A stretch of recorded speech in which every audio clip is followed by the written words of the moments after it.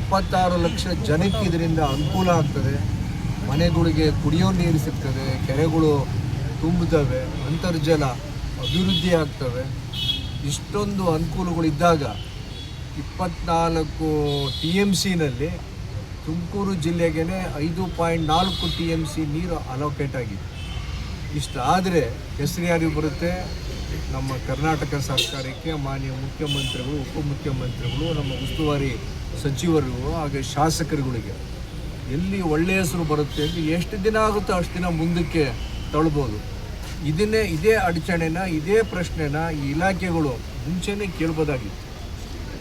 ಈಗ ಮುಗಿಯೋ ಹಂತದಲ್ಲಿ, ಉದ್ಘಾಟನೆ ಚಾಲನೆ ಮಾಡೋ ಹಂತದಲ್ಲಿ ಈಗ ಕೇಳೋವಂಥ ಪರಿಸ್ಥಿತಿ ಇರಲಿಲ್ಲ. ಅದು ಇಂಥದ್ದು ತಪ್ಪು ಅಂತೇಳಿ ಖಂಡಿಸಿ ಇದನ್ನು ಜನಗಳಿಗೆ ಸರಿಯಾದ ಮಾಹಿತಿಯನ್ನು ಕೊಡಬೇಕು ಅಂತೇಳಿ ಇವತ್ತು ಕಾರ್ಯಕ್ರಮನ ನಾವು ಹಮ್ಮಿಕೊಳ್ತಾ ಇದ್ದೀವಿ. ಯೋಜನೆ DPR ಎಲ್ಲ ಮಾಡಿ ಅಪ್ರೂವಲ್ ತೊಗೊಂಡೆ ಕಾಮಗಾರಿ ಹಂಗೆ ಬಿಡೋದಿಲ್ಲ.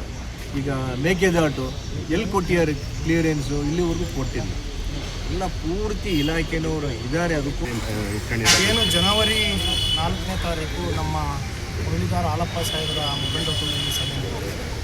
ಆ ಸಭೆಗೆ ನಮ್ಮ ತಾಲೂಕಿನ ಜನಪ್ರಿಯ ಶಾಸಕರಾದಂಥ ವಾಸಣ್ಣನವರು ಮತ್ತು ತುಮೂರು ನಿರ್ದೇಶಕರಾದಂಥ ಭಾರತೀಯಪ್ಪನವರು ಮತ್ತು ಎಲ್ಲ ನಮ್ಮ ಪಕ್ಷದ ಪದಾಧಿಕಾರಿಗಳು, ಕಾರ್ಯಕರ್ತರು, ಹೆಚ್ಚಿನ ಸಂಖ್ಯೆಯಲ್ಲಿ ರೈತ ಸಂಘದ ಮುಖಂಡರು, ಮಹಿಳಾ ಪದಾಧಿಕಾರಿಗಳು, ದಲಿತ ಪರ ಸಂಘಟನೆಗಳು, ಎಲ್ಲ ಸಾಮಾಜಿಕ ಕಳಕಳಿ ಉಳ್ಳುವಂಥ ನೀರಾವರಿ ಬಗ್ಗೆ ಕಾಳಜಿ ಇರತಕ್ಕಂಥ ಎಲ್ಲ ಮುಖಂಡರು